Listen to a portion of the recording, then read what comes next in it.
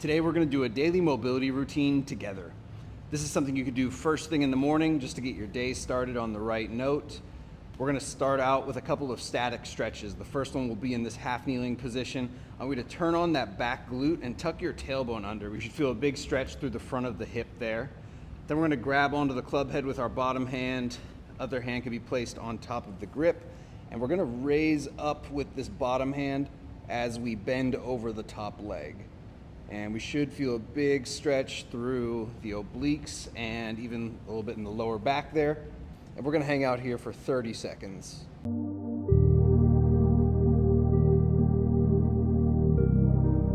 want you to think about taking full inhales here, really expanding your rib cage, and full exhales, feeling like you're using your abs to force that air out of your lungs.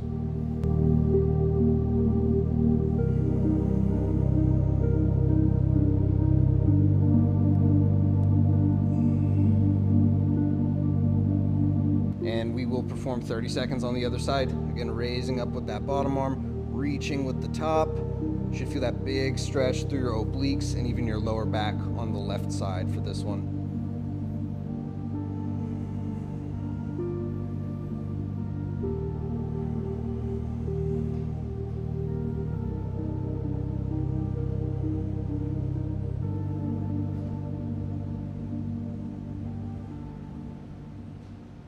And the next stretch is called the assisted thread the needle.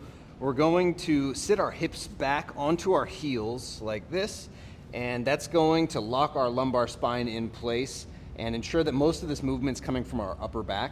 Once we've sat our hips back onto our heels, we can reach our arm across the front of our body, try and push this shoulder down towards the floor. And from here, we're gonna bend this arm. That right arm can rest on top of your left wrist, and we can gradually apply some pressure. So I'm using this right hand to push into my left hand just to facilitate a little bit more range of motion here. And I want you to be really conservative at the beginning, still focusing on these full inhales and exhales. It's gonna help us get a little deeper into position. And over the next 30 seconds, we'll see if we can apply a bit more pressure and open up a bit more range of motion.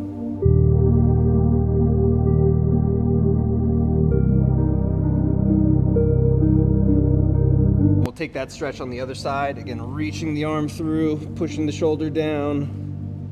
Left arm is now pressing into that right fist.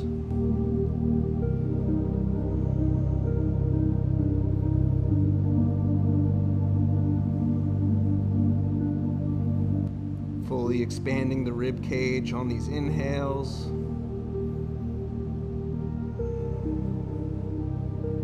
And being careful not to push yourself to the point of discomfort, just right up to the edge there.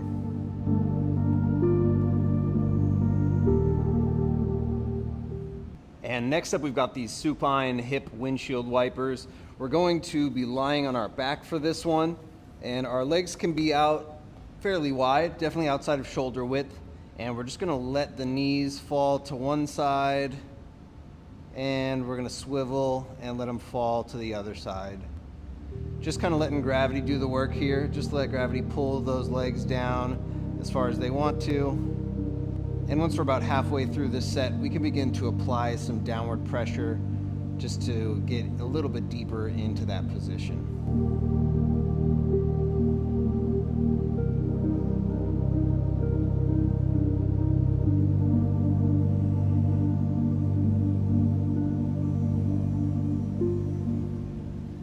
And we'll follow that up with an open book with arm sweep to get our T-spine and our shoulders moving a bit here.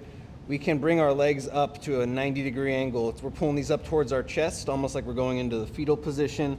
I have a foam roller here, but anything like a pillow will work just to lay on. And we're going to draw our arm across our chest, let gravity pull that arm down towards the floor while keeping these knees together. And then we'll sweep that arm overhead, keeping it as close to the ground as your shoulders will allow. That was one rep. We're gonna go ahead and do 6 on each side.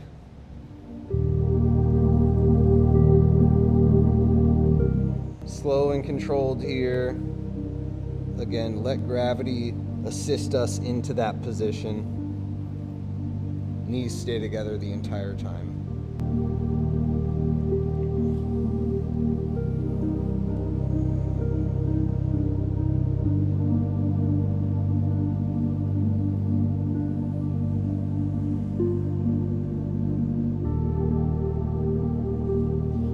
And once we're done with 6, we can flip over to the other side.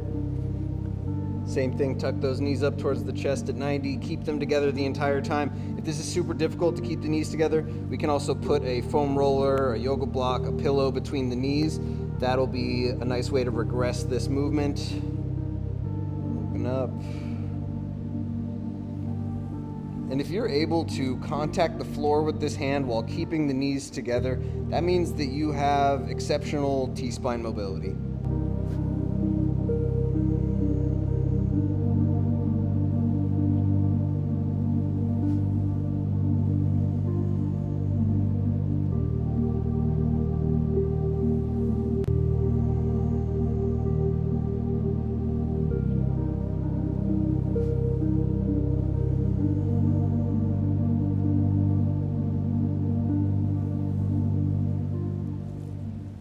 And this next one's called the band-assisted scarecrow. If you've ever been to a professional baseball game, you've more than likely seen pitchers warming up. They always do this exercise before games. But we're gonna step forward so we have some tension on that band. It's assisting my shoulder into external rotation.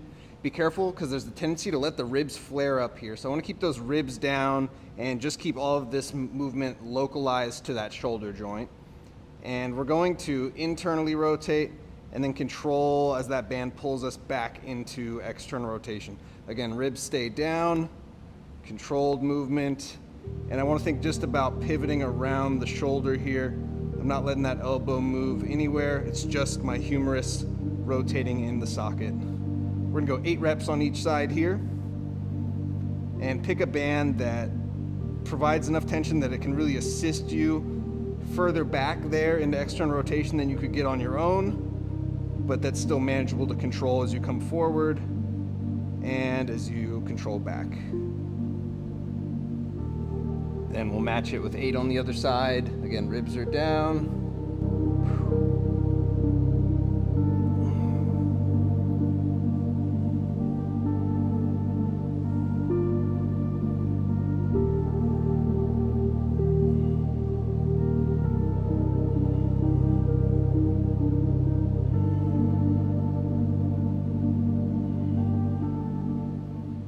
This next one's one of my favorites for improving our hip internal rotation. It is pretty advanced, so I will provide an alternative if this is just not happening. We're gonna start out in this 90-90 position. So front leg is at 90 degrees, back leg 90 degrees. And I have my knee elevated on a yoga block here, which is gonna make this movement a little bit easier. And what we're gonna do is we're gonna try and raise that back foot up towards the ceiling as high as we can. We're gonna go for a count of 3. 3 and down. It doesn't look like much. I'm only getting up like an inch or 2 off the ground here. 1, 2, 3, and back down. We're gonna do 5 reps like that. 1, 2, 3. And if you're doing it correctly, you will feel kind of a pinching sensation in the outside of the hip there. And last one. 1, 2, and 3. And we'll switch sides here.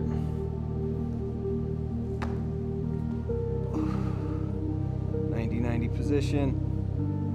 And also, the more upright you are, the more challenging this will be. So if you bring this hand out to the side, you'll find you're able to get a little bit more range. We'll have you try and work your way in over time. 1, 2, 3, down. 1, 2,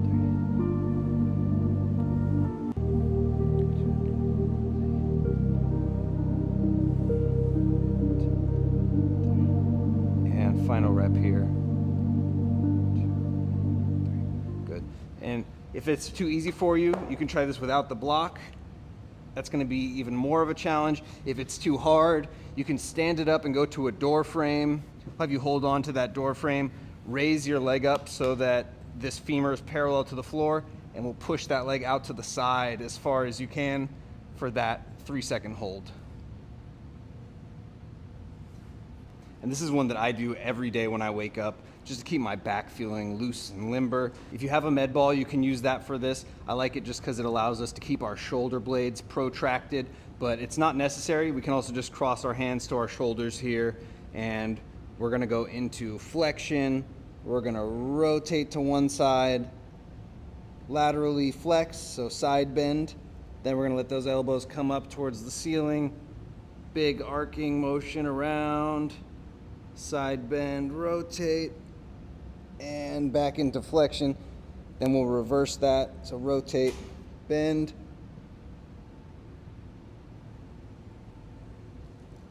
super slow here. That would be 1 rep. We're gonna do 3 total reps. If you have the ball, you can squeeze that ball, go into flexion, rotate, bend, up and around, bend, rotate, and reverse.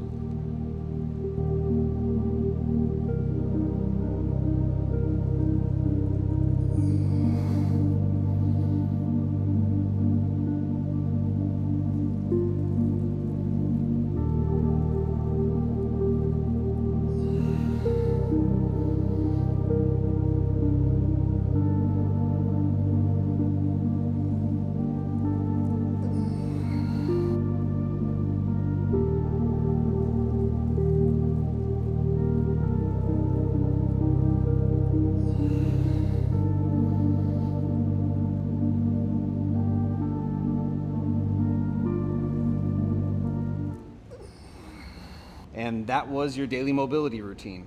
Think about every time you do this like it's making a small deposit in the bank, and keep making those consistent deposits, and in the long run, this is gonna pay off huge for you.